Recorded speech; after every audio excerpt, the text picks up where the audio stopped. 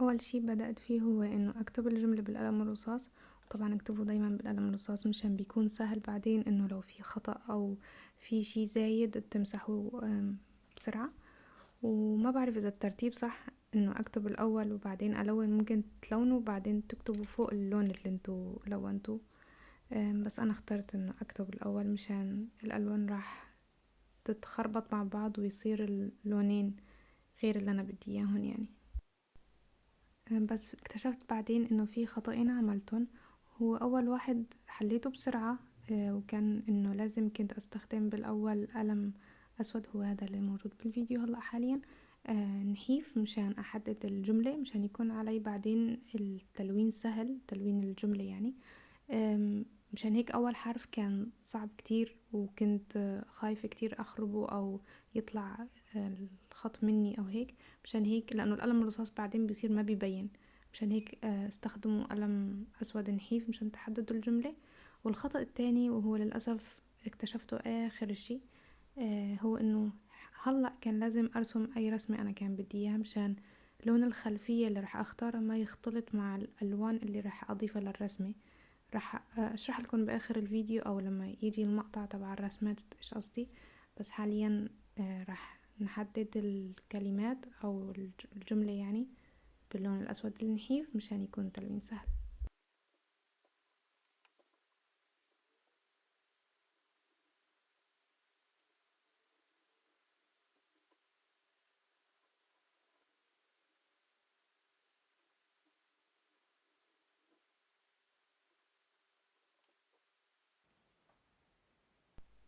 بعد ما خلصنا تحديد هلا صار لازم نلون. هاي الفقرة كانت بالنسبة لي احلى وحدة، لانه يعني انا بحب التلوين، بس الواحد هون لازم يكون كتير مركز، لانه اي خطأ ما الواحد ما بيقدر يمسحه. مشان هيك لازم تختاروا ريشة شوي نحيفة مشان ما تطلعوا من الخط، او لو طلعتوا من الخط يكون خط صغير يعني تقدروا بعدين بلون ابيض مثلا او اي لون تاني حسب الخلفية تبعيدكم تصلحوه يعني.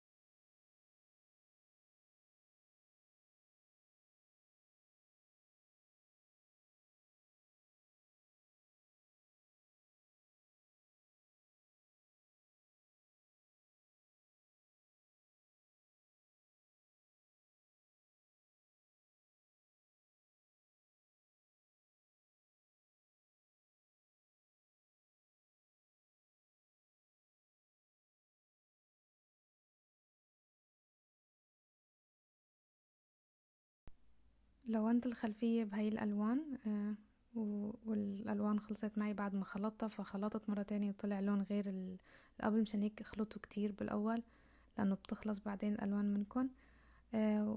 وللأسف ما قدرت أصورلكن وأنا عم بصور الخلفية لأنه ما كنت منتبهة إنه الكاميرا طفت. فاعتبروا هلا اللي انتوا عم بتشوفوه هذا أكنكم شفتوا شلون عم بلون الخلفية. لون الخلفية كنت حابة يكون بيج، بس للأسف بسبب خلط الألوان اللي أنا عملته طلع معي أصفر. مشان هيك ركزوا كتير بالألوان اللي عم تخلطوها والكميات اللي بتحطوها للألوان.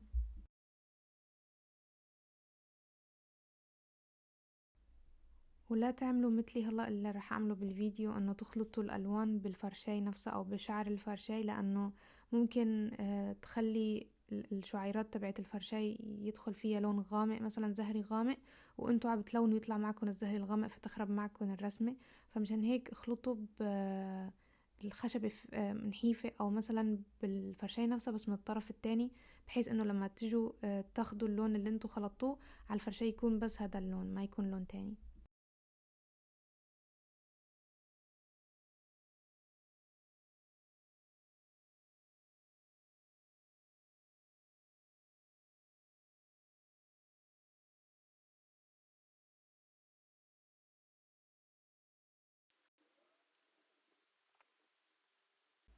بعد ما خلصت أساس اللوحة اللي هو الخلفية والجملة والتلوين وكل شي، صرت شوي أزينها للرسمة.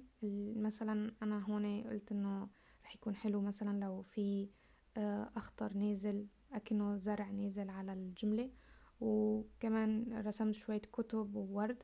بس مثل ما قلت لكم بأول فيديو إنه لو بدكم مثلا رسمة أو لون يكون أفتح من الخلفية فارسموه بالأول مع الجملة ولونوه، وبعدين لونوا الخلفية فوقه بحيث انه الالوان ما تختلط مع بعض.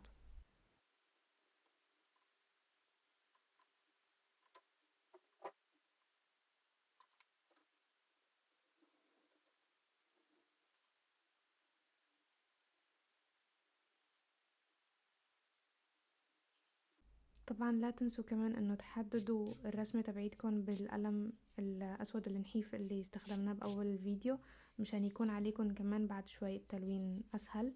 وانا بعد ما حددت لاحظت انه في شوية قلم رصاص طالع من الزوايا ومن الاطراف، مشان هيك قررت انظف الاول الرسمة وبعدين الون.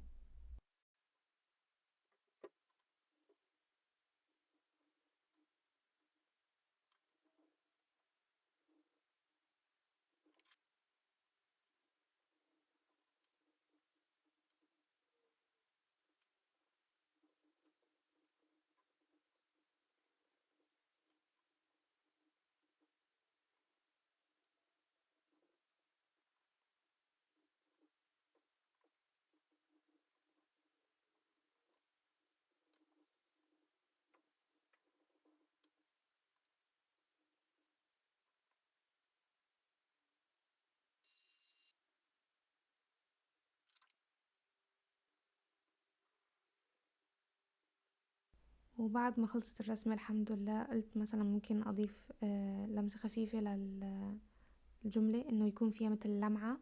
ما عرفت أظبطها كتير بالفرشاي لأنه الفرشاي كانت شوي سمينة وكان الخط يصير سمين.